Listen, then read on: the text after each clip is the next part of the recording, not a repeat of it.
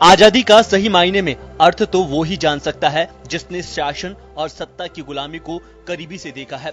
आसान सा शब्द है आजादी, लेकिन इसके लिए जो संघर्ष था वो बड़ा विकट और दुष्कर था। सैकड़ों बलिदान हुए। खैर, अब तो हम आजाद है, खूब पंख फैला सकते हैं, लेकिन इन पंखों में अभी भी थोड़ी गुलामी की गर्द जमी है। स्वार्थ, भ्रष्टाचार, लैंगिक विषमता और पूंजीवाद ने हमारे देश में अनुशासन को खत्म कर दिया है। यही वजह है कि आज देश में शिक्षा नीति का निजीकरण हो चुका है। नौकरशाही से राजनीति तक भ्रष्टाचार में अपनी जड़ें जमा ली है। आतंकवाद देश को खोखला कर रहा है। मुट्ठी भर धनपति देश में स्वास्थ्य, शिक्षा, सड़क, बिजली और पानी जैसी सेवाओं को भी संचालित करने को आमाद है।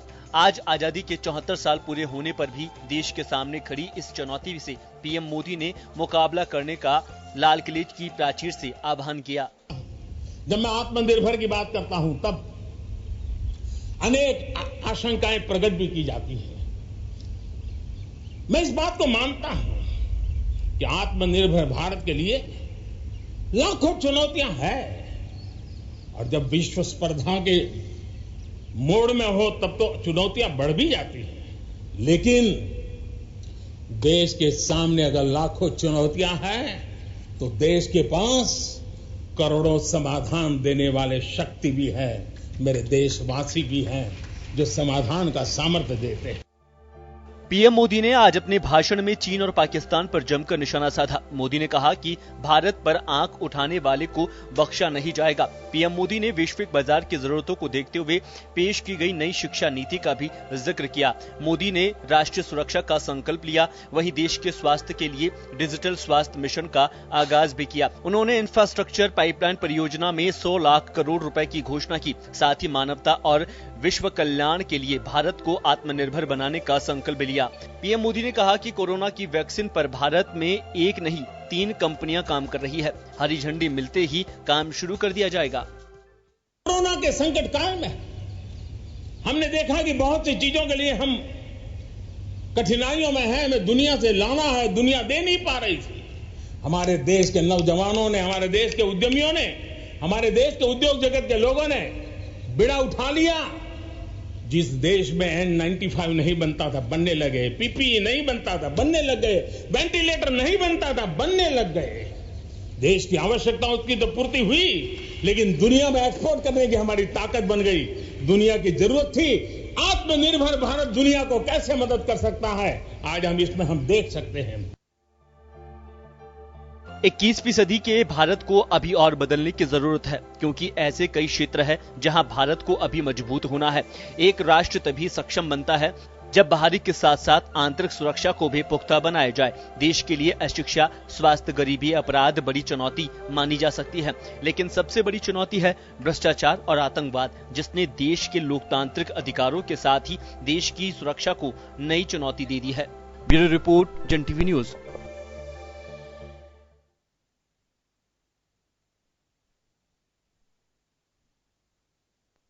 नमस्कार मैं योगेंद्र और आप देख रहे हैं खास खबर हम ऐसे एक खास दिन की उन खास चर्चाओं को करना चाहेंगे, और हम दर्शकों को जन टीवी परिवार की ओर से आप सभी को स्वतंत्रता दिवस की हार्दिक शुभकामनाएं भी देंगे। और हम सभी को कहेंगे कि जश्न आजादी पूरे मुल्क में नहीं, दुनिया में मनाई जा रही है। जहां रह रहे हैं भारत सरकार के कार्यालय तमाम जगह पे तिरंगा फहराया गया, और निश्चित रूप से इसमें कोई संदेह नहीं है, ऐसा कोई त्योहार जिसके लिए जो भी हो वो पर्टिकुलर एक रिलीजियस तबके के लिए हो सकता है, लेकिन जश्न आजादी पूरी मुल्क के लिए जो भारत से मित्र व्यवहार रखते हैं उन लोगों के लिए भी काफी मायने रखती हैं। और यही बड़ी वजह है कि देश और दुनिया में जैसे ही हमारी पलक खुलती है तो एक अलग जोश और जुनून नजर आता है। बेशक हमें आजादी हासिल किए हुए 73 ईयर्स में है, 2 साल बाद हम इसकी गोल्डन जुबली मनाएंगे, लेकिन जैसे तिरंगे को देखा जाता है या फिर राष्ट्रगान की वो मधुर धुन कहीं पे भी बजती है तो निश्चित रूप से रगों में आप देखते होंगे कि खून का संचार बढ़ता है। मैं ये नहीं कहता कि कोई हाइपर हो जाता है, लेकिन एक खुशी एक अलग अंदाज से हमारे शरीर एक अलग तरीके से बयां करना शुरू करता है। तो आप सभी को जश्न आजादी में स्वागत है। और मजमून देखा चर्चा करेंगे प्रधानमंत्री नरेंद्र मोदी जी, जिन्होंने लाल किले की प्राचीर से लगभग 1.5 घंटे का भाषण दिया, देश को संबोधित किया। उनके स्पीच के कई मायने हैं और अगर एक सिंगल टैग लाइन में अगर हम बात करना चाहें तो उन्होंने आत्मनिर्भर भारत का जिक्र किया है और हर कड़ी उनके भाषण की आत्मनिर्भर भारत के उस चौराहे पे जाके खड़ी होती है। कहीं से भी किसान आत्मनिर्भर होगा, महिलाएं विकास करेंगी तो देश का विकास होगा। तमाम जो चीजें हैं वो आकर के $100 लाख करोड़ सपना देख रहे हैं। 100 लाख करोड़ इकोनॉमी का जो हम एक तैयारी कर रहे हैं, जिसे $5 ट्रिलियन की भी बात करते हैं, उसकी ओर अग्रसर होने का उन्होंने जिक्र किया है। पहले तो इस मुद्दे पर चर्चा करने के लिए हमारे साथ वरिष्ठ पत्रकार श्याम सुंदर शर्मा साहब हैं, ब्रिगेडियर भगवान सिंह जी हमारे साथ में हैं और मैं सैल्यूट भी करना चाहूंगा उस वीर जवान अमित भारद्वाज जी जो कारगिल युद्ध में अपने प्राणों की परवाह किए बिना उन्होंने शहादत दी। उनकी बहन सुनीता जी हमारे साथ जुड़ी हुई हैं और भाजपा नेता पंकज जोशी जी हमारे साथ हैं, कांग्रेस से वरुण पुरोहित जी हमारे साथ हैं। आप सभी का स्वागत है। मैं सबसे पहले ये जश्न आजादी में भगवान सिंह जी के पास जाना चाहूंगा। सर, मैं आपके पास आना चाहूंगा। निश्चित रूप से सरहदों को लेकर के कुछ साल पहले तक अगर हम जाएं या कुछ दशक पहले की बात करें तो हम ये देख के चलते थे कि सरहद से अगर कहीं पे कुछ थोड़ी भी कहीं को दिक्कत है, उस समय फेंसिंग वगैरह कुछ नहीं हुआ करती थी, बस जवान जो है वही खड़े होते थे और निश्चित रूप से मुल्क आजादी में सांस तभी ले पाता था। केवल 1947 को आजादी मिलने से ही नहीं है, आजादी हमेशा ये तय मान के चलिए कि आपको एक जिम्मेदारी भी देती है। उस जिम्मेदारी को निभाने के लिए आपका एक इंफ्रास्ट्रक्चर होता है, आपका एक सिस्टम होता है, उसी सिस्टम का एक पार्ट डिफेंस भी है। और सेना जिस तरह से मुस्तैदी से बॉर्डर पे रहती है, मैं सर आपके पास आना चाहूंगा। मैं जैसे आपसे जनरल चर्चा मेरी हुई, आपका 2/3 जो सर्विस टाइम है आपने खासकर बॉर्डर एरिया में, जिसमें से 1/3 अकेले कश्मीर में आपने गुजारा है, तो इस आजादी के मायने हम उस दुर्गम और दुर्जन या कहें कि उन पलों में जो गुजारते हैं उसमें आजादी के क्या मायने होते हैं? देखिए देवेंद्र जी, आपकी आवाज तो कट रही है, बीच बीच में कुछ साफ सुनाई नहीं दे पाया, लेकिन मैं क्या समझूं, क्या जवानों की बात करना चाहूंगा जो आज हम जश्न आजादी मना रहे हैं। एक्सपीरियंस आपका एक लंबा एक्सपीरियंस बॉर्डर एरिया का रहा है। मैं आपसे जानना चाहूंगा कि जब सेना के जवान बॉर्डर पे खड़े होते हैं, उन दुर्गम पहाड़ियों में होते हैं और पथरीले रास्तों पे होते हैं, बर्फ के बीच होते हैं, उनके लिए आजादी के क्या मायने हैं? देखिए, बात यह है, उनके लिए आजादी एक बहुत ज्यादा मायने रखती है, क्योंकि उनमें एक प्राइड है, गर्व है कि वो आजादी की रक्षा कर रहे हैं, वो रक्षक है आजादी के। उनके बिना आजादी नहीं है। आप ये सोचो कि वो अपने आप को कितना महत्वशाली समझते हैं कि वो आजादी को अपने ऊपर एक जिम्मेवारी लेके उसकी रक्षा करते हैं, चाहे उनको कितनी भी तकलीफें उठानी पड़े और कितना भी उनको परिवार से, अपने समाज से दूर रहना पड़े, तकलीफ कितने भी हो, ये सब उठाने के लिए वो तैयार हैं। तो आप समझिए कि उनके लिए आजादी बाकी नॉर्मल एक ऑर्डिनरी सिटीजन से कहीं ज्यादा समझ है उनकी, कि यदि वो आजादी को बरकरार नहीं रख सकेंगे तो एक्चुअली वो अपनी ड्यूटी भी नहीं निभा पाएंगे, अपने समाज को मुंह भी नहीं दिखा पाएंगे, अपने रेजिमेंट और देश के लिए वो एक सेवा नहीं कर पाएंगे। तो बात यह है कि एज पर जहां सैनिकों का सवाल है, वो हरदम, चाहे वो JNK में हो, चाहे वो किसी जंगली एरिया में हो, चाहे ईस्ट में हो, हर जगह ही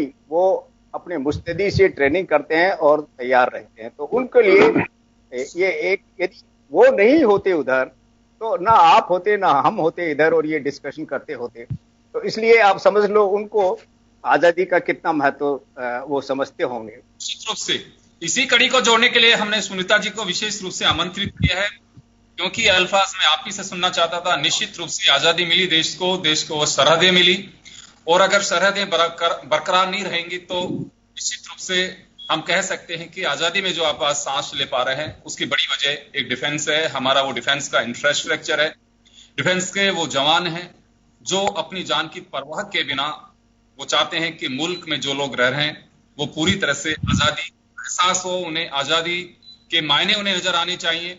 सुनीता जी के पास मैं जाना चाहूंगा, निश्चित रूप से एक शहीद परिवार से जुड़ी है सुनीता जी।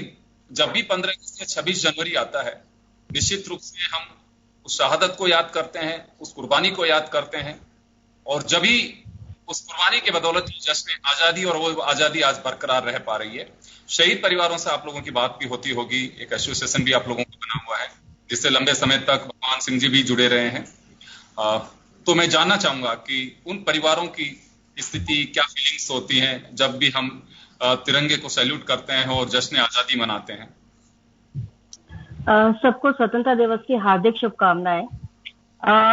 मुझे कई बार ये चीज लगता है कि जो क्रांतिकारियों ने या जो स्वतंत्रता सेनानी ने अपनी जान न्यौछावर करी देश की आजादी के लिए, क्या वास्तव में वही मायने आज भी हैं उनके? आज जो जनता है उनको अपने कर्तव्य तो याद नहीं रहते हैं, लेकिन वो अपने जो भी अधिकार हैं वो सबको याद रहते हैं कि ये मेरा अधिकार है, लेकिन उसके साथ में कर्तव्य का क्या निर्वाहन करना है उन्हें, वो ये चीज भूल जाते हैं। तो आजादी का बेसिक मतलब ये है कि अगर हम खुली हवा में सांस अगर ले पा रहे हैं, हमारे पर्यावरण शुद्ध हो, हर इंसान खुश रहे और साथ में हम अपने अधिकार और कर्तव्य जो है उनका हमारा सामंजस्य बैठा रहे। जबकि आज की तारीख में ये चीज नहीं है। अधिकार हम सब मानते हैं कि मेरा ये अधिकार है, मुझे ये चीज मिल जानी चाहिए, लेकिन देश के प्रति हमारा क्या कर्तव्य है वो हम लोगों में से काफी लोगों को ये चीज याद नहीं है। और विद सरकार चेंज होती है, हर किसी के आजादी की एक नया मायना आ जाता है कि हमारे आजादी का मतलब क्या है। रही बात शहीद परिवारों की, एक जैसा आप जानते हैं कि जो एक फौज में जो जा रहा है उसके घर वाले भी उस चीज के लिए तैयार रहते हैं कि आगे उनका भविष्य है देश के लिए अपनी कुर्बानी देना, जहां उनकी जरूरत हो वहां वो देंगे।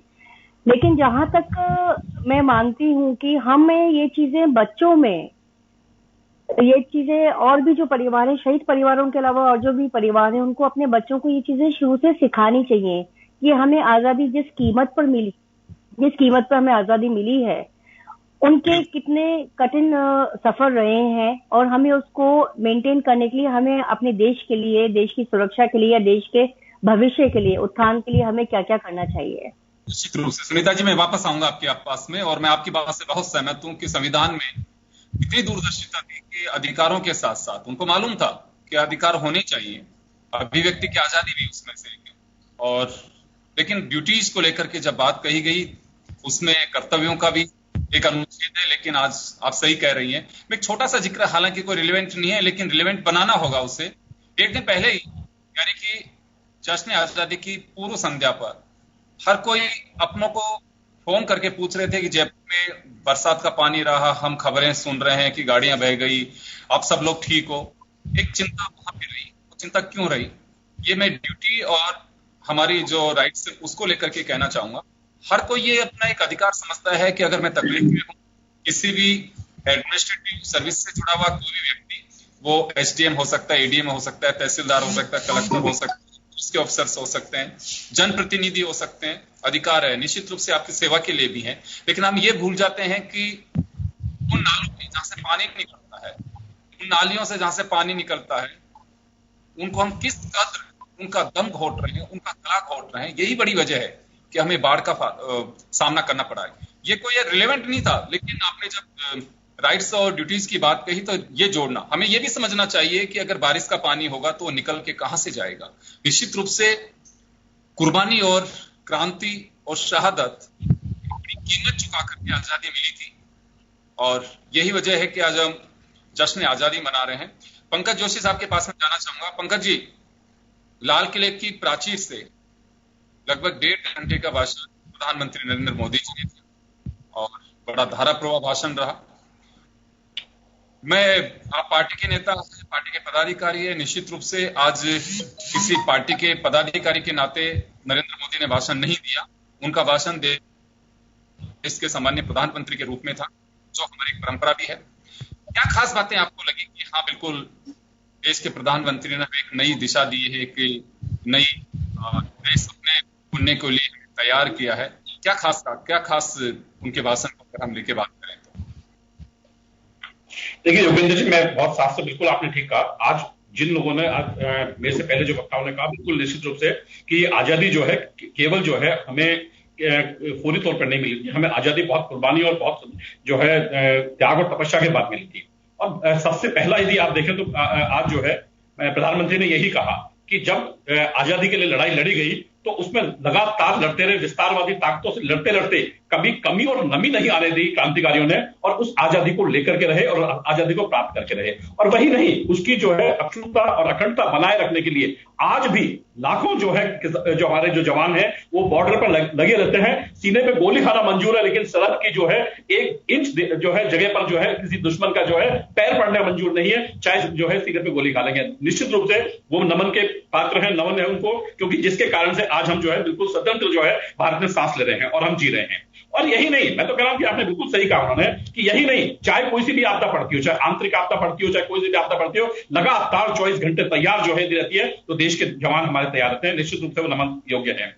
और आपने कहा कि प्रधानमंत्री जी ने जो कहा, निश्चित देखिए प्रधानमंत्री ने कहा कि भारत कैसा चाहिए, क्योंकि आज जिस तरीके से लगातार कभी कोई आके दिखा देता है, कभी जो है कोरोना वायरस जैसी चीजें आई, आज उन्होंने अनेक मुद्दे को सामाजिक मुद्दे से लेकर के लगातार उन मुद्दों को टच किया जिसमें भारत का विकास होना चाहिए। देखिए राजनीतिक पार्टियां आती जाती रहती है, चलती रहती है, लेकिन उन्होंने कहा कि भारत यदि जो सबसे बड़ी चीज है, ये चीज रहनी चाहिए। निश्चित उन्होंने कहा कि जो कर्तव्य है, आज जिन लोगों ने कर्तव्य, आज कोरोना वायरस था, कोरोना वायरस पे आप देखिए तो बड़े बड़े देश जो अपने आप को पूंजीपति कहा करते थे, जो अपने आप को सबसे सक्षम कहते थे, उनकी जो है विश्वास पर जो है ठेस पहुंची, उनकी कार्यशैली पर जो है ये प्रश्न उठे। लेकिन उसके बीच में भारत पे जो है लोगों ने, पूरे विश्व ने विश्वास किया कि यदि कोई मानवता की यदि रक्षा कर सकता है, यदि मानवता की बात कर सकता है और यदि इंसानियत की बात कर सकता है तो भारत है। चाहे वो पीपी किट का मामला हो रहा हो, चाहे वो N95 मास्क का रहा हो, जो भी रहा हो, लगातार इस देश के जो 130 करोड़ लोग हैं, उन्होंने निश्चित रूप से जो है पूरी जो है इसमें जो है सहायता करी, और इसी से भारत बनना है।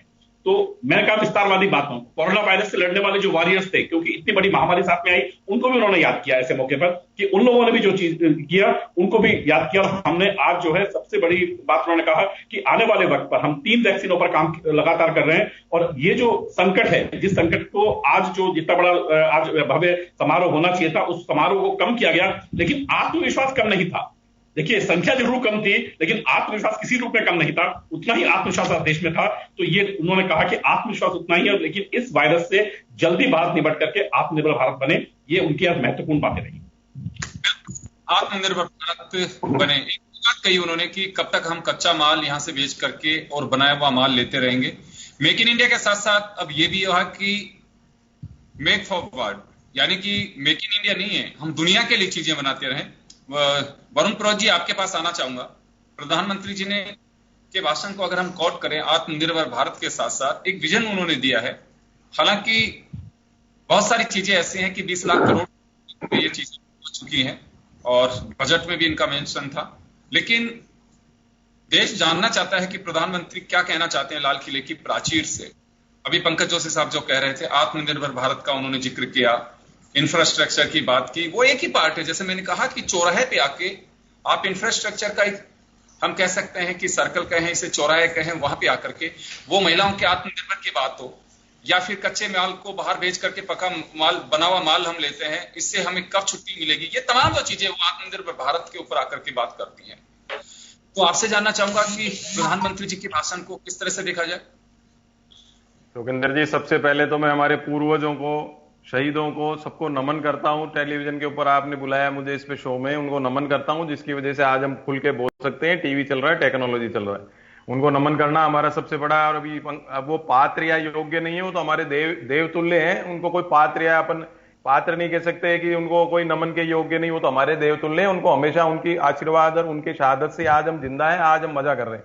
अब रही बात आपके आत्मनिर्भर की, तो आत्मनिर्भर तो भाई भगवान सिंह जी ब्रिगेडियर साहब बैठे हैं। मैं बचपन से सुनता आ रहा हूं बड़े बुजुर्गों से, देश में सुई नहीं बनती थी। नेहरू जी की जो नेहरूवियन मॉडल ऑफ इकोनॉमिक्स था, उससे देश का निर्माण आरंभ हुआ। उस समय आत्मनिर्भर का नारा सब नेताओं ने, नेहरू जी और इंक्लूडिंग जितने हमारे जो पूर्वज थे, मंत्री थे, उन्होंने दे दिया था। उसके बाद डैम्स बने, बड़े बड़े स्टील प्लांट बने, आप देखिए नेहरू जी के टाइम, इंदिरा जी के टाइम ग्रीन रिवॉल्यूशन आया, व्हाइट रिवॉल्यूशन आया, राजीव गांधी जी का युग तो सबसे ज्यादा, क्योंकि हम उस समय हमको बहुत ज्यादा याद है, संचार क्रांति आई, सी डॉट लाए। What was C dot? Centre for Development of Telematics. Sam Pitroda ji ने डिजिटल एक्सचेंज बनाया था, अमेरिका ने मांगा, हमको बेच दो, उन्होंने नहीं बेचा। देश में आए, देश में गांव गांव में सी डॉट एक्सचेंज लगना शुरू हुए।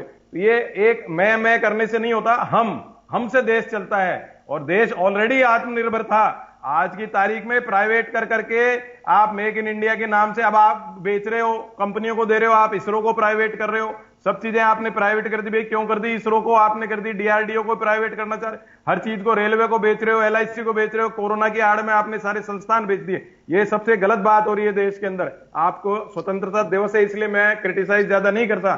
आज प्रधानमंत्री, मैं उनको क्रिटिसाइज भी नहीं कर रहा हूं, उनको, हमारे देश के प्रधानमंत्री, उनकी इज्जत करनी पड़ेगी, चाहे आप बनो, चाहे श्याम जी बने, चाहे ब्रिगेडियर साहब बने, वो हमारा संस्कार है, हमारा फर्ज है। लेकिन जो चीज हमको बोलनी है हम बोलेंगे उस बात को।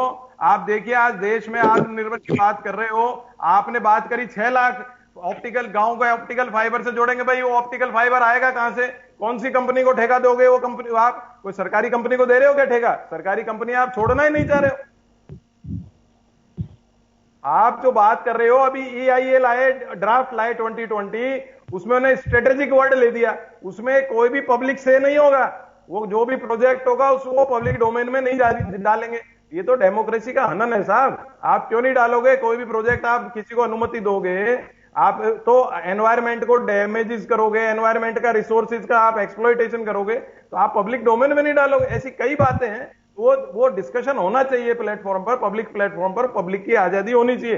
प्रेस वालों पर आप उत्तर प्रदेश में सब जगह आप जगह जगह FIR डाल देते हो, उनको बंद कर देते हो। ये इनडायरेक्टली सारा जो है आपकी जो स्वतंत्रता को है कुचलने का सारा कुत्सित प्रयास है। इसको रोकना बहुत आवश्यक है। आज के दिन, आजादी के दिन, इस चीज की चर्चा करना।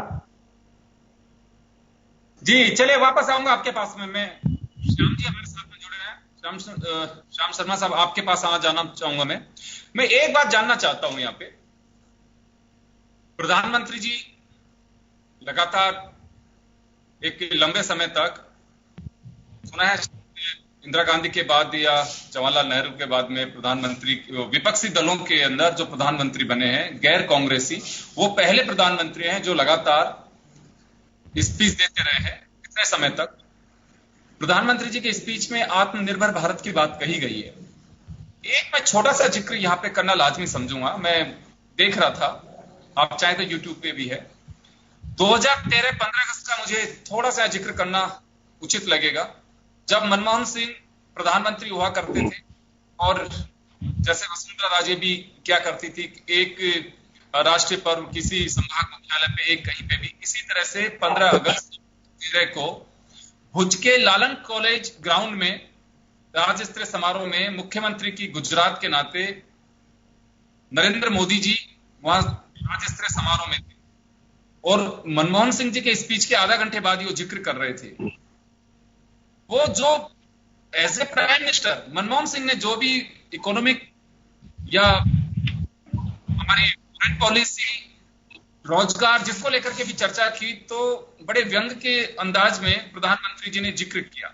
लेकिन आज मैं वापस सुन रहा था उन्हीं चीजों को। आप देखना चाहें तो यूट्यूब पे प्रधानमंत्री जी का स्पीच देखने को भी मिल सकता है, आप कहेंगे तो मैं लिंक भी शेयर कर सकता हूं। जिन चीजों पे सवाल प्रधानमंत्री जी उठा रहे थे, मुख्यमंत्री रहने के नाते गुजरात से उठाया जा रहा था, आज वही सवाल नरेंद्र मोदी साहब के सामने खड़े हो, चाहे चाइना हो, चाहे LOC पे सीज फायर की बात की हो उन्होंने, चाहे बेरोजगारी की बात कही हो उन्होंने, ये तमाम चीजें आज भी पब्लिक डोमेन में रखी हुई हैं। मैं आपसे जानना चाहूंगा कि प्रधानमंत्री के भाषण के कुछ मायने हैं, इस भाषण को अलग अंदाज में कैसे देखें? विजन तो हर प्रधानमंत्री दिखा रहे हैं। योगेंद्र जी, सबसे पहले तो मैं देश की 74वें संविधान स्वतंत्रता दिवस पर देशवासियों को सबको बधाई देता हूं।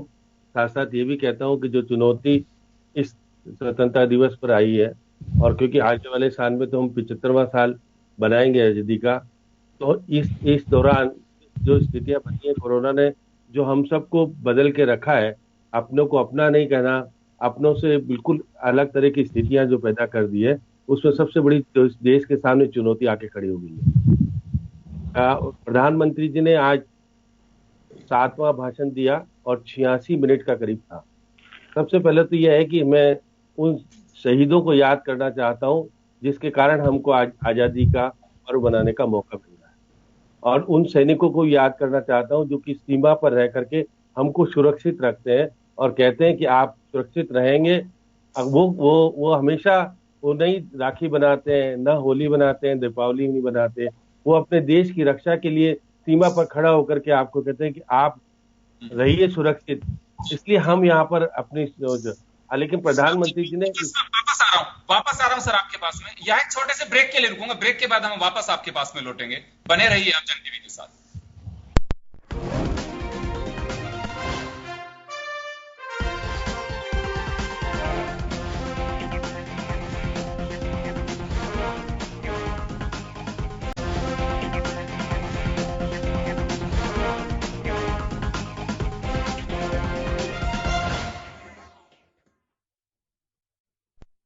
एक बार फिर आपका स्वागत है। आप देख रहे हैं खास खबर। बात कर रहे हैं हम जश्न आजादी की।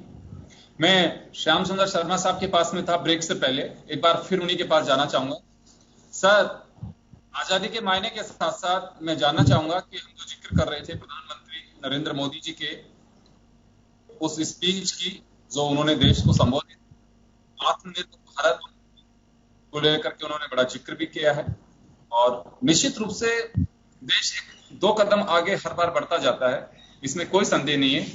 तभी हम आत्मनिर्भर भारत के सपने तभी देख सकते। तो इस स्पीच को कैसे देखा जाए आपकी नजर से, एक पारखी नजर जो है एक जर्नलिस्ट की, उसे कैसे देखा जाए?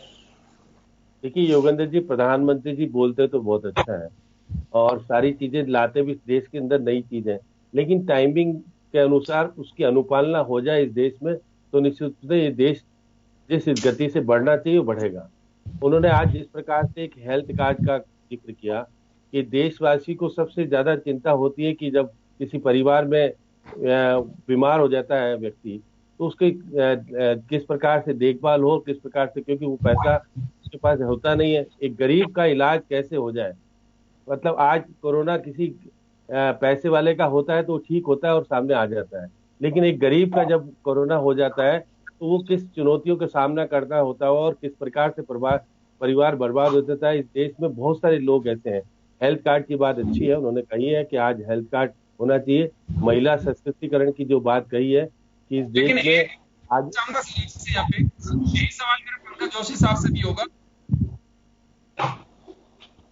आर्थिक जो समीक्षा चल रही है उसमें एक बात का आपको ध्यान होगा, उन्होंने एक तरफ तो हेल्थ कार्ड की बात करते हैं, हेल्थ इंश्योरेंस की बात करते हैं। मैं भी कहता हूं कि हेल्थ इंश्योरेंस होना चाहिए। सरकारी अस्पतालों में बड़ा दबाव है, एज के हिसाब से आपका प्रीमियम बनता है।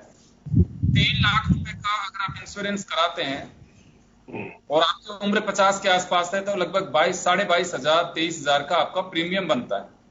लेकिन दूसरी तरफ चार्टर्ड अकाउंटेंट भी है। मेरा सौभाग्य है कि पंकज जी आज इसे छोटा सा ब्रीफ भी करेंगे। हालांकि मैं इस मुद्दे को कभी लूंगा, लेकिन आपने जो जिक्र किया प्रधानमंत्री जी ने बोला, इस वजह से लाजमी है मेरा सवाल पूछना। आप कह रहे हैं कि 20,000 रुपए से ऊपर का अगर किसी का प्रीमियम है हेल्थ इंश्योरेंस में, अगर आपने गलती से भी अगर कहीं चूक हो गई तो आपको नोटिस मिलेगा उस मामले में। जबकि ये बात ठीक है कि पंकज जी बताएंगे कि तो रिबेट का जो एक सेक्शन है उसके अंदर है कि आप अगर हेल्थ इंश्योरेंस भी है तो आपको उसमें छूट दी जाती है टैक्स में। तो 2 बातें कैसे, एक तरफ तो आप पूरे भारत को हेल्थ वाइज भी आप आत्मनिर्भर करना चाहते हैं, अगर किसी को भगवान करे को बीमारी ना हो, लेकिन उसको अगर इंश्योरेंस होता है किसी भी प्राइवेट हॉस्पिटल में जाकर के वो अपना इलाज करवा सकता है। किसी की तरफ मुंह ताकने की आवश्यकता नहीं है, हाथ नहीं फैलाने पड़ते। तो 2 बातें कैसे होंगी? एक तरफ तो आप माहौल खड़ा करना चाहते हैं कि हेल्थ इंश्योरेंस करवाइए, दूसरी तरफ आप कहते हैं कि आपको नोटिस मिलेगा, तो ये कैसे कॉम्बिनेशन होगा? देखिए योगेंद्र जी, मैं आज इस बहस पे नहीं करना चाहता, क्योंकि देखिए ये आपने कहा नोटिस की कहीं बात नहीं है। उन्होंने तो उल्टा ये कहा है, टैक्स चार्टर में कहा है कि नोटिस नहीं इशू होंगे, अब केवल और केवल जो है फेसलेस जो है आपकी जो है असेसमेंट होंगे। उनके अंदर आपका जो बेसिकली आय है और जो इनपुट है वो आउटपुट है, वो एनालिसिस किया जाएगा कि वो इनपुट और आउटपुट बराबर है कि नहीं है। उनके अंदर जो पैरामीटर्स हैं, चाहे वो हेल्थ हो, चाहे हवाई सफर हो, चाहे एजुकेशन हो, कि कहीं ऐसा नहीं हो कि इनपुट लो आ रहा हो और आउटपुट ज्यादा जा रहा हो। तो ये एक व्यवस्था है जो उसके अंदर है, क्योंकि बहुत बड़ा चार्टर है और बहुत बड़ा है, और ये अभी नहीं है। यदि आप देखेंगे तो 1984 से लेकर के लगातार ऐसी चीजें जो है, क्योंकि जब से ये हुआ हवाई यात्राओं से लेकर के सर्विस टैक्स 92 में लागू हुआ, तब से बहुत सारी चीजें इनके अंदर इंक्लूड की गई। तो इसको कभी आप बाद में लेंगे तो मैं ख्याल बात समझ पाएंगे। लेकिन आज जो बात थी, सबसे पहले मैं जवाब दे दूं, क्योंकि आपने जब पूछा है कि आज हमारे मित्र ने जो है, मैं कह रहा हूं कि आज का वो दिन था जिस दिन आज जो है इस मातृभूमि को वंदन का दिन था, वंदे मातरम का दिन था। लेकिन आज मेरे मित्र ने जो है बहुत क्या कहा कि आज उसका श्रेय जो है सेम पित्रोदा को दे रहे हैं। मैं कह रहा हूं अरे भाई अब्दुल कलाम आजाद को दे दो भाई। आज जो है राजीव गांधी पित्रोदा को जिंदगी की बात कर रहे हैं, कैसी दुनिया है देश में? ऐसा कम से कम आज देखिए, मैं आज बहुत डिबेट, देखिए मैं आज कोई डिबेट में नहीं आया हूं। शब्दों में कहना चाहता हूं, आज देश का जो है एक महान पर्व है। मैं बहुत विनम्र शब्दों में कहना चाहता हूं कि आज कम से कम इस देश के जो वीर सपूत है, आज जो देश के जो लोग हैं, आज उनको याद करने का दिन है। आज सेम पित्रोदा का और इनको याद करने का दिन नहीं है। आज आप छोड़ दीजिए इन लोगों को। आज तो इस देश के पे बोला हूं मैं, लोगों ने क्या उनको याद, उनका कोई योगदान नहीं है। उनकी टेक्नोलॉजी राजीव जी ने यहाँ बुलाया उनको। प्लीज एक बार मेरी बात सुनते रहिए, आप अपना जवाब देते रहिएगा, जनता सुन रही है, आपको जनता दे रहा है। और जो चीजें कही है, मैं कह रहा हूं कि आज उन्होंने बहुत सीधी सी चीजें कही कि आज जिन चीजों को, क्योंकि आज पूर्व प्रधानमंत्री कहते आए कि हम यदि 1 रुपया वहां से रवाना करते हैं तो 85 पैसे जो है गायब हो जाते हैं, 15 पैसे पहुंचते हैं। आज उसके अंदर जो है उन्होंने कहा 1 रुपए का 1 रुपया पहुंचा। ये भारत की वो थी। उन्होंने कहा कि मनमोहन सिंह की पॉलिसी से पहुंचा, आपसे थोड़ी पहुंचा। वो आधार कार्ड नहीं लाते, ये तो आपके पहुंचता है नहीं। आप क्रेडिट क्यों लेना चाहते हो झूठा हर चीज का? आप देश को आपने रोटी रोजगार का संकट कर दिया, उस पर आप एड्रेस नहीं करते हो, कैसे नहीं बोलेंगे? स्वतंत्रता का मतलब है जो हमको चीज लग रही है वो बोले। क्योंकि आज मैं बहुत विनम्र शब्दों में और हाथ जोड़ कहना चाहता हूं कि आज मैं कोई बात ऐसे नहीं कहूंगा, क्योंकि आज उन जिन लोगों के पास आज का दिन है, उन लोगों के ऊपर कोई लांछन लगाना चाहते राजनीतिक तो लांछन लगे, इसलिए मैं छोड़ दूंगा, वो ज्यादा ठीक समझूंगा बजाय आपसे डिबेट करने के। मैं आज इस चीज को कहता हूँ कि क्या आज देश के अंदर जब एक टाइम आया था जब लाल बहादुर शास्त्री ने जो है अपने वहां पर जो है अन्न के लिए जो है एक टाइम भोजन करने का, तो देश ने एक टाइम भोजन किया। मैं ये नहीं कह रहा हूं गुरुवार को, बृहस्पतिवार को इस देश ने बहुत कुछ सीखा है, बहुत कुछ जो है तपस्या की है। तो इन चीजों को मत आप ये कहिए कि आप पहले एक शब्द कह करके आज डिबेट को बना करके इस चीज को ले जाइए। आज पीछे जाएंगे तो लोगों ने जो है बाहर का अन्न मंगा करके जो है जिस तरीके से आहार दिए गए हैं वो सब लोगों को याद है। लेकिन आज हाँ, हम देश की जो लोग किसान हैं, देश का जो नागरिक है, देश के जवान है, जिनके कारण बॉर्डर सुरक्षित है, आज उन पे अभिमान करने का टाइम है। आज हम निश्चित रूप से उन पर गर्व करने का टाइम है और आज हम गर्व करते हैं उनके ऊपर कि आज गर्व करने लग गए। जो है टेक्नोलॉजी के रूप में ले लीजिए कि आप घर बैठ करके हम डिबेट कर रहे हैं, आज चाहे कहीं भी ले लीजिए, ये उन लोगों के लिए है जो इस देश के अंदर बनकर के इस देश के लोगों ने काम किया है। खत्म हो जाएंगे, हम जो जिक्र करना चाहते हैं उसके मायने खत्म हो जाएंगे। मैं फिर कहूंगा कि आजादी मिली उसके मायने हैं, लेकिन बहुत सारी चीजें ऐसी हैं कि आज भी लोग जानना चाहते हैं कि इससे आजादी कम मिलेगी। अभी पंकज जोशी साहब ने कहा कि पूर्व प्रधानमंत्री कहा करते थे कि 1 रुपए भेजते हैं उसमें से 15 पैसे ही पहुंचते हैं। इसे हम इसमें नहीं देखेंगे कि प्रधानमंत्री इस बात को स्वीकार कर रहे हैं कि देश में सिस्टम अभी भी ये करप्शन किस तरह से हमें खोखला कर रहा है, इसे दूर करना है। आज इस बात का कोई दावा कर सकता है कि करप्शन खत्म हो चुका है? कोई दावा कर सकता है आप में से? योगेंद्र जी, लेकिन जिसको एक बार भेजना उसको एक बार मिल रहा है। पंकज जी, आप मेरी चुनौती है देश के अंदर प्रधानमंत्री जिस बात का जवाब दे दें, आप पूछ के बता देना, मेल कर देता हूं। आज को चुनौती इस बात प्रधानमंत्री छोड़िए, आप यदि कहेंगे तो कल सुबह में आपके यहाँ जो है जो भी लाभार्थी हैं जिनको मिला है उसकी सूचियां आपके यहाँ पर, मैं चाहे तो आप डिजिटल में ले लीजिए और चाहे तो आप ले लीजिए। ILO की रिपोर्ट पढ़िए, 40 करोड़ आदमी बेरोजगारी की जद में, इस पे बोलना चाहिए, रोटी रोजगार पे बोलना चाहिए। भूखा मर रहा है आम आदमी, मिडिल क्लास की क्या हालत हो गई है, उस पे नहीं आप कर रहे हो। वरुण पुरोहित जी प्लीज, मैं ये कह रहा हूं कि हम ये दम नहीं भरे, कोई भी गलतफहमी अगर आप लोग ये कह रहे हैं तो कि करप्शन नहीं है, अंदर से सब लोग जानते हैं। आज कोई राज्य जिन गरीबों को मिला है, जिनके क्या मिले हैं, देखिए करप्शन और चोरी नहीं कहेगी, लेकिन मैं कह रहा हूं आपको कि आज इसकी चेक पॉइंट तो है ना कि जिन लोगों को मिला है इसका आज क्लियर करता है कि हाँ इनके खाते में गया है। आज जनधन खाते में जिनके गया है उसमें गलत गया है क्या, उसमें करेक्शन है क्या? आज जो चीजें गई है जहां जहां ठीक हुआ है, उज्ज्वला योजना के अंदर आधार कार्ड से जो लोग भाई आधार कार्ड बनाया किसने, योजना कौन लाया? जनधन योजना तो आपने बदल दी, फाइनेंशियल इंक्लूजन नाम था उसका। चार्टर्ड अकाउंटेंट साहब, फाइनेंशियल इंक्लूजन नाम था उस योजना का, आपने नाम बदल दिया। वरुण पुरोहित जी, आप दावा कर रहे हैं कि पंकज जी दावा कर रहे हैं कि हमारी सरकारों ने करप्शन फ्री कर दिया है मैं दावा नहीं कर रहा हूँ, हमारे तो प्रधानमंत्री में दम था इसलिए बोला आपने खुल करके। पैसे दिए कोई चीज से आरबीआई के आंकड़े नहीं छुपाए देश से। कोई कह सकता है ये बात? आंकड़े नहीं छुपाए हमने।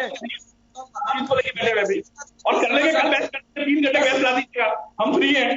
3 घंटे बहस ला दीजिएगा, 3 घंटे बहस कर लेंगे। आज तो कम से कम वो दिन है जिस दिन आज हम भगवान से आज जो है, यही तो कह रहा हूँ, आज मैं मत करो, आज हम करो। हमने किया, हमारे पूर्वजों ने किया। आत्मनिर्भर आपने नहीं किया या आप नहीं बना रहे। आज देश आत्मनिर्भर है जब आप बहस कर रहे हो टेक्नोलॉजी पर। वरुण पुरोहित जी, चलिए बहुत अच्छी बात है, कोई बात नहीं, सभी लोग मिलकर के कर रहे हैं। मैं सुनीता जी के पास जाना चाहूंगा। सुनीता जी, आपके पास आना चाह रहा हूं मैं अभी। कुछ ऐसे वाक्य आते हैं हमारे जीवन में, या हम सोचते हैं, किसी के बारे में देखते हैं कि आजादी मिली लेकिन इससे छुटकारा कब मिलेगा, यानी कि इससे आजादी कब मिलेगी। कुछ ऐसे ख्याल आते हैं कभी हमारे जहन में? अगर हम सरकार की तरफ ना जाएं कि कौन सी सरकार ने क्या किया, हम आज वही मैं कह रही थी कि अभी जब हम बात कर रहे थे, जब मैं बात सुन रही थी इन दोनों की, हमने क्या किया, दोनों अपने अपने व्यूज रख रहे थे। लेकिन जब आज हम अपने अधिक वही आ गई कि कर्तव्य और हम लोगों के अधिकार, उन चीजों पे तो हम अधिकार पे हम सब कर रहे हैं। कर्तव्य हम लोगों ने क्या किया है, हम आज क्या हम बेरोजगारी हटा पाए हैं, हम बढ़ती जनसंख्या को रोक पाए हैं, या हम जितने भी लोगों को खाना पहुंचना है, जितने गरीबों को खाना पहुंचना, क्या वो हम कर पाए? आजादी में आज भी ये एक चीज देखी जाएगी, 15 अगस्त से तो आपको बहुत नारे दिख जाएंगे, बहुत बच्चे एक झंडे लेके चलते हुए दिख जाएंगे। लेकिन जहां कानून व्यवस्था का साथ देने की बात आती है, जो सरकार ने, कोई भी सरकार हो, कानून व्यवस्था सब बना के रखना चाहती है। जहां सरकार की बात आती है कि वो कानून व्यवस्था बनाए रखना चाहती है, वहां पे आम पब्लिक उनका साथ नहीं दे रही है, वो कानून को तोड़ रही है। तो वही चीज है कि हमें ये सब चीजें शुरू से एजुकेशन सिस्टम में हमें बदलाव लाना चाहिए। आज एक बहुत अच्छा वाक्य हुआ, मेरे पड़ोस में एक डॉक्टर है, उनको दिखाने के लिए कोई आए थे सज्जन, उनके साथ में 5-6 साल का बच्चा आगे बैठा था। उसने मुझे आवाज लगाई, मैं ऊपर बालकनी में पौधों को पानी दे रही थी। आंटी, मैंने कहा हाँ बोलो बेटा। उसने सबसे पहले मुझे सैल्यूट किया। फिर जो सज्जन उसके पिताजी थे वो बोले कि आप अमित भारद्वाज की, मैंने कहा मैं बड़ी सिस्टर हूँ। कहते हैं धन्य है कि हमें आज के दिन आपके दर्शन हुए। तो अगर वो जो सज्जन ये चीज बोल रहे हैं तो डेफिनेटली वो बच्चों को वो चीज बचपन से सिखाएंगे कि किस कीमत पर क्रांतिकारी रहे हों, फौजी रहे हों, या और भी जो है जिन्होंने देश के लिए योगदान किया है, किस कीमत पर हमें आजादी मिली और हमें कैसे उसको बनाए रखना है। तो बेसिक चीज ये है कि हम बच्चों को वो चीजें शुरू से इंकलकेट करें वो चीज, और ये हमारे एक एजुकेशन सिस्टम में आनी चाहिए। तो जो सबसे ज्यादा हमें ध्यान देने वाली बात है कि जहाँ पे एजुकेशन सिस्टम में हम ये चीज बता ही नहीं रहे हैं बच्चों को, हम सिखा रहे हैं बाबर, हुमायूं, अकबर, या हमें ब्रिटिश ने क्या किया। अरे जो उन्होंने किया उससे हम क्या सबक ले रहे हैं, और हमारे आने वाली पीढ़ी या जो सैनिकों ने क्या किया, हम उसकी वीर गाथाएं तो हम उनको बता ही नहीं रहे। हमें देश के उत्थान के लिए उनको ये चीज, मॉरल साइंस के जो चैप्टर्स पुराने जमाने में पहले हुआ करते थे, हमें कैसे बिहेव करना है, हमें अपने एनवायरनमेंट को कैसे क्लीन करना है, वो चीजें आज मॉरल साइंस चैप्टर ऐसा देखा जाए तो बुक्स रही नहीं है। तो हमें बच्चों को तो एजुकेशन सिस्टम हमें सबसे ज्यादा सुधारने की जरूरत है। जब एजुकेशन सिस्टम सुधरेगा तो उससे जरूर आगे सारी चीजें धीरे धीरे सुधरती जाएंगी। भगवान सिंह जी के पास जाना चाहूंगा मैं। सब बड़ी अच्छी बात है कि किसान, गरीब, नौजवान, इनकी सब चर्चा करते हैं, हर बार होती है, हर बजट में भी होती है, मैनिफेस्टो में होती है, लाल किले की प्राचीर से भी होती है, या राज्यों में जो भी मुख्यमंत्री होंगे। और मैं ये नहीं कहता कि इस ओर कदम नहीं बढ़े, निश्चित रूप से कदम बढ़े हैं। कभी जिसमें 3 बोरी बाजरी या कोई गेहूं जो जिस लैंड में होती थी, आज 15-15, 20-20 बोरे हैं। ये हमारी तरक्की है, इसमें कोई संदेह नहीं है, समय के साथ साथ की गई है। लेकिन ये तरक्की केवल एक दिन की नहीं हो सकती। हमें सिर्फ ये बात जो है काबिले गौर है, ये बात अक्सर कही जाती है, अभी जैसे वरुण पुरोहित जी कह रहे थे, श्याम सुंदर शर्मा साहब कह रहे थे कि देखिए विकास की एक लंबी लाइन है, हर सरकार जिसकी जितनी स्थिति होती है वो कर पाती है और आगे भी होना चाहिए। यही हमारा भरोसा है कि सरकारें आती हैं जो कुछ न कुछ करके जाती हैं। मैं आपके पास आना चाहूंगा कि आज भी जश्न आजादी हम मना रहे हैं, लेकिन कई मायने ऐसे हैं कि जिनके लिए हम सोचते हैं कि काश इनसे आजादी कब मिलेगी। ऐसे कुछ वाक्य आते हैं, हम कुछ सोचते हैं कि समाज में इन चीजों से आजादी कब मिलेगी। देखिए, बात यह है, मैं तो एक सैनिक हूं, तो मैं सैनिकों की बात कर सकता हूं कि सैनिकों के लिए क्या विकास हुआ है और इतना हमारे देश में सेना को अपना जो इक्विपमेंट चाहिए होता है, जो हथियार चाहिए होते हैं, उसमें कितना हम अपने देश में बना के दे पाए। अभी भी आपको एक मतलब आप देखिए 60-70 साल आजादी के हो गए और अपना 60-70% इक्विपमेंट जो लड़ाई में काम आता है, चाहे वो हथियार हो, गन्स हो, मिसाइल्स हो, सिग्नल इक्विपमेंट हो, कोई भी हो, वो बाहर से हमको इंपोर्ट करना पड़ रहा है ना। देखिए इंपोर्ट करने में कितना नुकसान होता है। जो पैसा हम इंपोर्ट में बर्बाद करते हैं वो हमारे यहाँ मैन्युफैक्चर हो तो लोगों को जॉब मिले और अपनी आत्मनिर्भरता जो की बात कर रहे हैं। ये बात आज प्रधानमंत्री ने कही है कि हम कच्चा माल बाहर भेज रहे हैं, तो बना हुआ माल ले रहे हैं और अब तो ये आप ये देखिए योगेंद्र जी, पिछले 6 साल से आप आत्मनिर्भर के बारे में, आपने कच्चा माल पहले 20 रुपए जाता था, 20 रुपए का जाता था, तो आपका बढ़ते बढ़ते 5-6 साल में 40-50 कच्चा माल जाते जाते वो कम होना चाहिए था ना। वो तो ब्रिटिशर्स कच्चा माल ले जाते थे, हमें फैक्ट्री का माल बना के भेजते थे। वही स्थिति हम आज कर रहे हैं चाइना के साथ में। तो ये आत्मनिर्भरता आज कैसे all of a sudden enlightenment आया कि भाई जब क्राइसिस आ गया सिर पे। आप देखिए कारगिल युद्ध हुआ, कारगिल युद्ध में हमारी जो डेफिशिएंसी थी वो ग्लेरिंग डेफिशिएंसीज थी इक्विपमेंट में जो पहाड़ी पे युद्ध करने के लिए चाहिए होती हैं। तो उनके लिए ब्यूरोक्रेट्स जाते थे और अपने सूटकेस में कोई स्पेयर पार्ट्स, कोई एमुनिशन कुछ लेके आए। ये हालत आज भी हो गई। जो ये लड़ाई शुरू होने की अंदेशा हुआ, कोई अमेरिका भाग रहा है, कोई रूस भाग रहा है, कोई इजराइल भाग रहा है, इक्विपमेंट आप इंपोर्ट कर रहे हो। यही चीज हम जब हम चांद पे गगनयान और चंद्रयान, तो क्या आप असोल्ट राइफल नहीं बना सकते, कोई गन नहीं बना सकते हम? वो कैसे हम आत्मनिर्भर ऑल ऑफ ए सडन कैसे ध्यान आया? 47 में जब आजादी मिली तो हमारी 25 लाख आर्म फोर्सेस की स्ट्रेंथ 25 लाख थी, उसको घटा के 2.5 लाख कर दिया और करते करते भी 1.5 लाख कर दिया। 60s में आके पता चला कि ये तो बड़ा गड़बड़ हो गया, चाइना ने कर लिया, तो एकदम से इमरजेंसी कमीशन, इमरजेंसी यूनिटें बढ़ी और 65 तक आते आते 10 लाख तक हो गए। तो आप वही स्थिति कर रहे हैं। आप 2011 में सरकार ने एक स्ट्राइक कोर ईस्ट और लद्दाख के लिए एक सैंक्शन की थी और वो 7 साल में पूरी होनी थी, 2018 तक। लेकिन जो 2014 में सरकारें बदली हुई उस पर काम रोक दिया गया। ये नहीं बनेगी। तो आप देखिए कि मैं ये कह रहा हूं आत्मनिर्भर आप आज कैसे, आप जब आग लगती है तो कुआं क्यों खोदते हो? पहले खोद के तैयार रखो। आपको पता नहीं है किसी दिन आग लगेगी। हमारे यहाँ जब ये इंसिडरी मटेरियल है तो आग लगेगी कभी न कभी। तो इसलिए इतने बड़े देश में इतने बड़ी बाउंड्री आप इसको कैसे? आपको देना चाहूंगा श्याम जी, आपके नजर से क्या है कि आज हम जश्न आजादी तो मना रहे हैं, लेकिन ये चीजें आज भी मुंह बाए खड़े हैं जिनसे आजादी मिलना इस समाज, इस देश, इस मुल्क को बहुत जरूरी है। देखिए योगेंद्र जी, आज सबसे बड़ी चीज है कि जिस कोरोना की स्थिति में बेरोजगारी जिस हिसाब से बढ़ी है, हम उनको रोजगार कैसे देंगे, ये सबसे बड़ी चुनौती इस देश के सामने है। अगर हम उसको रोजगार देने की स्थिति में नहीं आए तो अराजकता की स्थिति जो होगी वो आप किसी से निपटी नहीं जा सकती। अब हमारी आर्थिक स्थिति बहुत अधिक कमजोर हो गई है क्योंकि हमारे यहाँ 40% की रेवेन्यू रह गई है। तो हम उस देश को कैसे, अब सपने तो जरूर दिखाते हैं। देखिए लाल किले से सबसे पहले पंडित जवाहरलाल नेहरू ने बोला था, उसके बाद आज प्रधानमंत्री भी 7वीं बार बोल रहे हैं। उन्होंने 7 बार में कितने वादे किए थे और वादे कितने पूरे हुए? पंकज जी भले ही जाए कुछ भी कहें, घोषणाएं निश्चित रूप से अच्छी करते हैं लेकिन उसकी अनुपालना नहीं हो पाती। हर प्रधानमंत्री देश का भला चाहते हैं, देश की तरक्की चाहते हैं, इसमें कोई डाउट नहीं है। हमें भरोसा भी करना चाहिए और भरोसा है भी। और ये बात सही है कि मुल्क जब आजाद हुआ उससे आज तक हम दूसरों को टेक्नोलॉजी दे रहे हैं, हम लेते हैं, लेकिन ऐसा भी नहीं है कि भारत इतना कमजोर हो कि हम किसी को कुछ दे नहीं सकते, हम देने के काबिल भी बन गए हैं।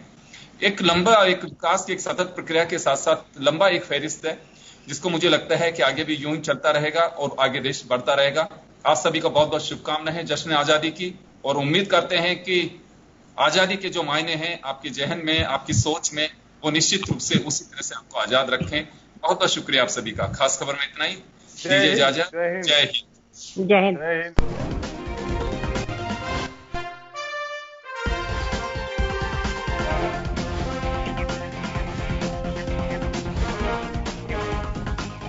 जन टीवी की लेटेस्ट अपडेट पाने के लिए हमारे चैनल को जरूर सब्सक्राइब करें और नोटिफिकेशन पाने के लिए बेल आइकॉन दबाएं।